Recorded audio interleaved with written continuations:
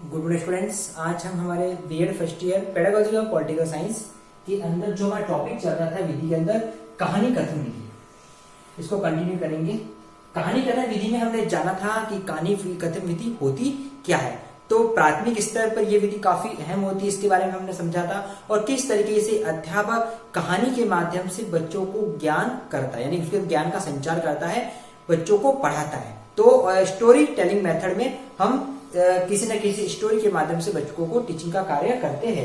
इसके संदर्भ में जो हमको सावधानियां रखनी चाहिए इसके बारे में समझ लिया था। अब हम इस कहानी कथन विधि को, इसके गुण और दोषों को समझेंगे कि क्या इसके गुण है और क्या इसके दोष है। सबसे पहले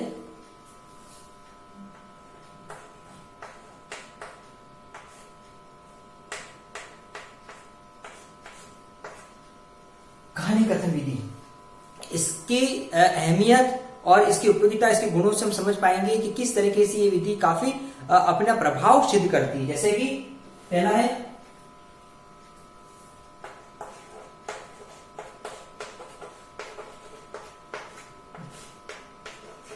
बालकों की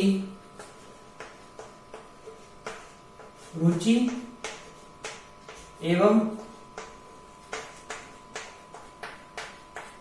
जिज्ञासा बनी रहती है।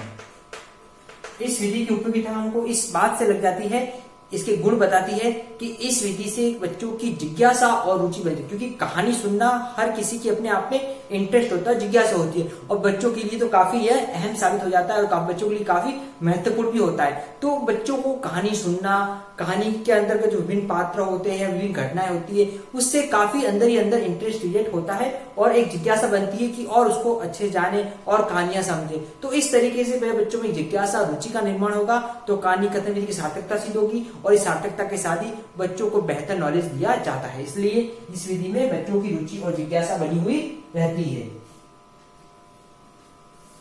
सेकेंड,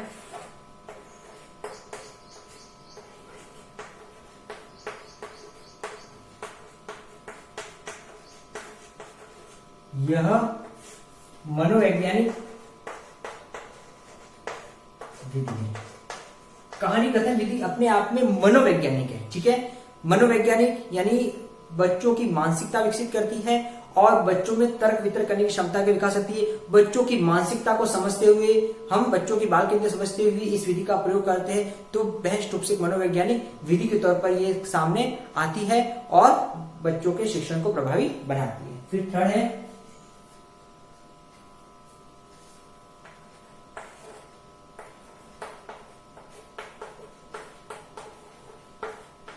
इस विधि से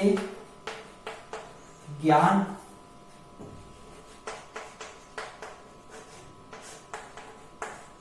आसानी से दिया जाना संभव होता है।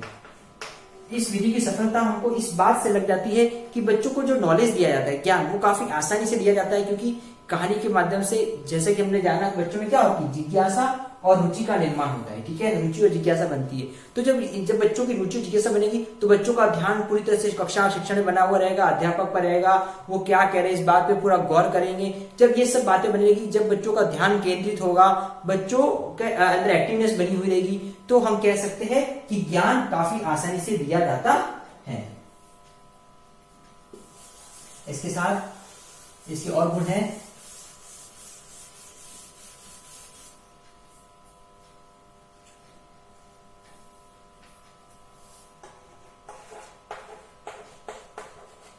ज्ञान प्राप्ति के साथ साथ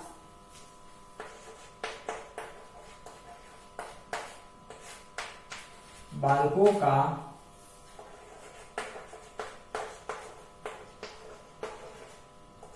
मनोरंजन भी होता है। इस विधि की उपयोगिता इस बात से भी आ जाती है कि इसमें मनोरंजन होता है, एंटरटेनमेंट, ठीक है।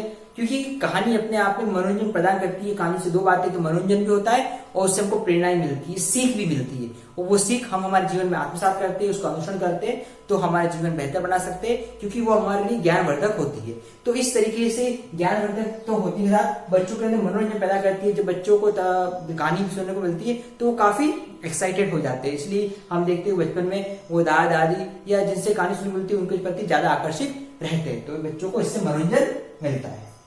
अगला,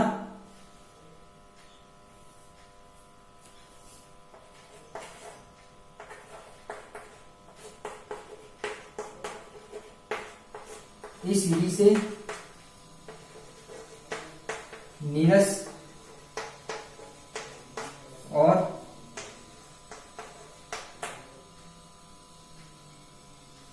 इस विधि से नीरस एवं उबाऊ विषय को भी प्रभावी बनाया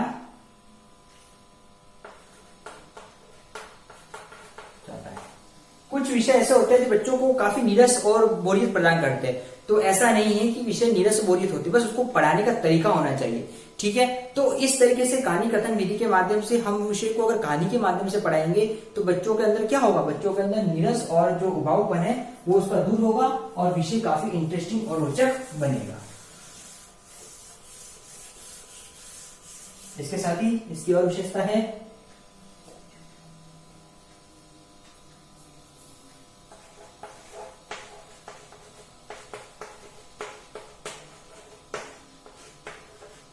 इस विधि में वास्तविक तथ्यों को ही छात्रों के सम्मुख रखा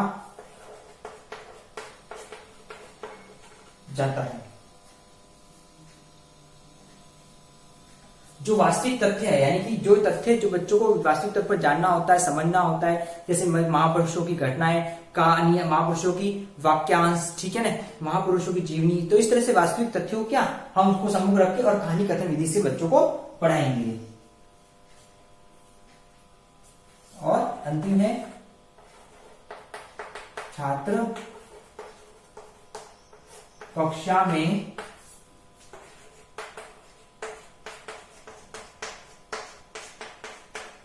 बने रहते हैं। छात्र कक्षा में बने रहते हैं। इस विधि में बच्चे क्लास से भागते नहीं हैं, कक्षा में बने हुए रहते हैं और वो काफी एक्साइटेड रहते हैं उनको कब कहानी सुनाई जाए। तो इस तरीके से ये हमने कहानी कथन विधि है, इसके गुणों को समझा और जाना कि किस तरीके से विधि अपने गुण के माध्यम से अपनी उपयोगिता सिद्ध करती है। अब इसके दोष को समझते हैं।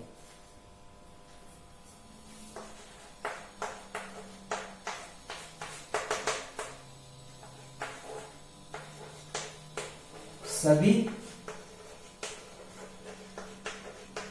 अध्यापक इसका अनुसरण नहीं कर पाते। कहानी कथन विधि का एक दोष ये सामने आता है कि सभी अध्यापक इसका अनुसरण नहीं कर पाते या कहानी कथन विधि को नहीं बोल पाते, क्योंकि इसके लिए अध्यापक को प्रभावी और आकर्षक बनना पड़ेगा, उसको कहानी कहने के अंदर कला में निपुण होना पड़ेगा, जो इसके लिए उसको तैयार करना है। इसलिए सभी अध्यापक के लिए थोड़ा सा अनुपयोगी। सेकंड है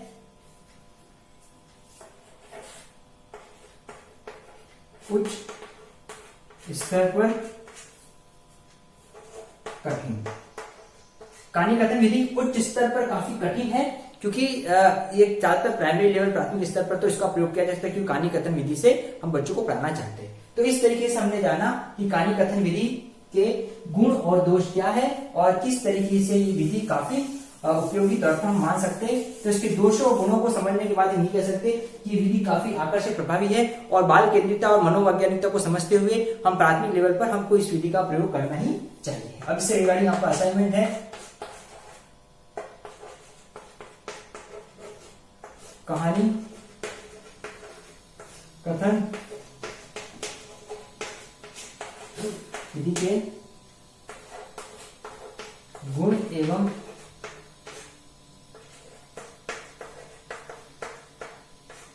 दोषों को बताइए। तो कहानी कथन विधि के क्या गुण और दोष है जो हमने क्लास में जाना है, इसके बारे में आपको अपना असाइनमेंट करना है। स्टूडेंट्स, इस कोविड समय में हमको घर सुरक्षित रहना है, अपने परिवार के स्वास्थ्य का ध्यान रखना, बीमारी से बचाव के जो भी उपाय है इसका कड़ी से पालन करना है ताकि बीमारी से बचे हुए रहेंगे। Thank you.